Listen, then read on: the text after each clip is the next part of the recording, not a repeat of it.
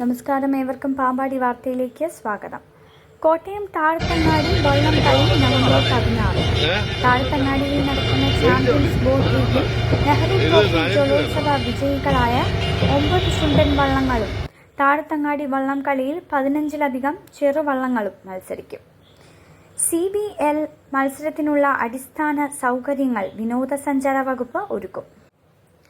ചുണ്ടൻ വള്ളങ്ങൾക്കുള്ള സമ്മാനവും മറ്റ് ആനുകൂല്യങ്ങൾക്കുമുള്ള തുകയും വകുപ്പ് നൽകും. നദിയിലെ വള്ളം കളിക്കുള്ള പോലീസ് സുരക്ഷ വർദ്ധിപ്പിക്കും. 230 പോലീസുകാരെ ഇതിനായി നിയോഗിക്കും. 4 സ്പീഡ് ബോട്ടുകളും 2 മോട്ടോർ ബോട്ടുകളുമായി പോലീസ് പെട്രോളിംഗ് നടത്തും. സ്റ്റാർട്ടിംഗ് പോയിന്റിലും ഫിനിഷിംഗ് പോയിന്റ് കോട്ടയം മൺറുകാട് കഴിഞ്ഞ ദിവസം നിര്യാതനായ താഴത്തേടത്ത് കാളിയാങ്കലായ മണ്ണുക്കുന്നേൽ TA ചെറിയാന്റെ സംസ്കാരം നവംബർ 14 വ്യാഴാഴ്ച ഉച്ചയ്ക്ക് 12 മണിക്ക് മണർകാട് സെന്റ് മേരീസ് യാക്കോബായ സുറിയാനി കത്തീഡ്രലിൽ സെമിത്തേരിയിൽ.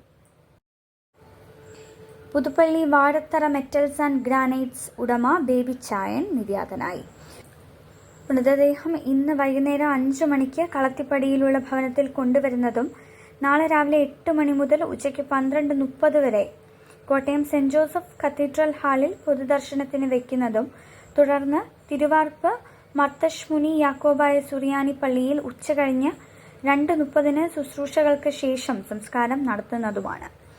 സൗത്ത് പാമ്പാടി ചേർക്കോട്ട് മോളി ജോസഫാണ് ഭാര്യ. മക്കൾ Vineeth J Vazhathara, Vivek J Vazhathara, doctor Vimal J Vazhathara.